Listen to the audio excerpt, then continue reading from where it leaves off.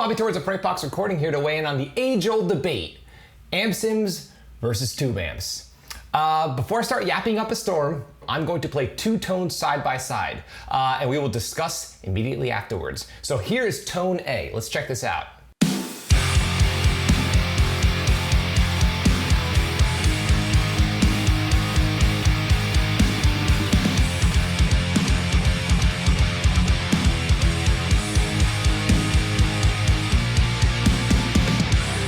Okay, that was tone A. Let's check out tone B.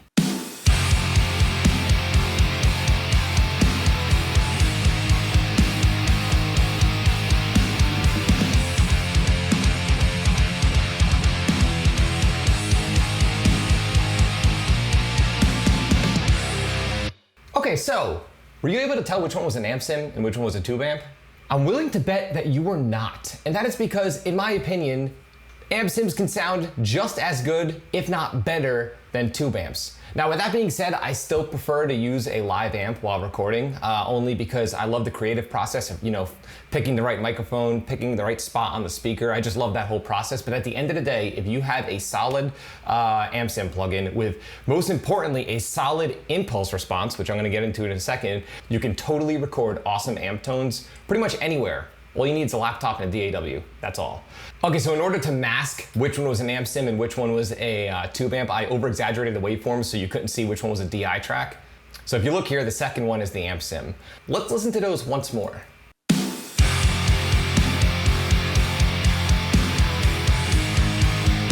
Okay, so that's a real 5150 mic'd with an SM57 5150 head through a Mesa Boogie cabinet. And then the second one here,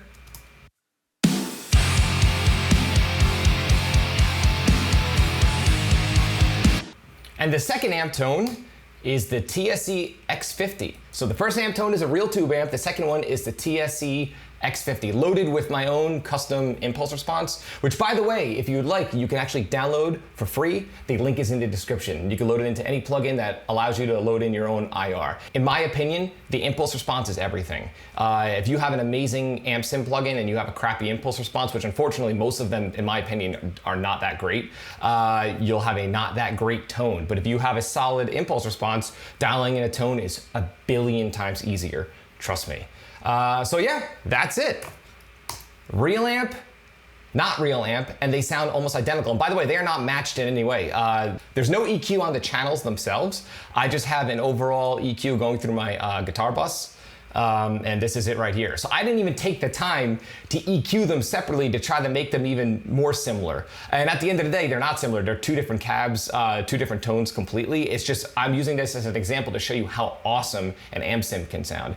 Again, I prefer to use real amps, but not because real amps sound better. I just really love the creative process of miking up an amp, but I'm a geek, so that's that. So yeah. I just figured I'd make this short little video just to demonstrate that you do not have to stress out. You do not have to spend a ton of money on high-end amplifiers. You do not have to annoy your neighbors by cranking your tube amp in your house or anything like that. You can use an amp sim plugin, and bands have been doing it forever. Meshuggah, Periphery, tons of bands have been using amp sims with great success for a long time. This is nothing new. Amp sims have sounded great for a long time. So that is all. Be sure to both like and follow me on Facebook and Instagram. Links are in the description. And if you found this video helpful, like, comment, subscribe, and share. And don't forget to click the little bell icon in order to be notified every time I upload one of my weekly videos on all things metal and rock production.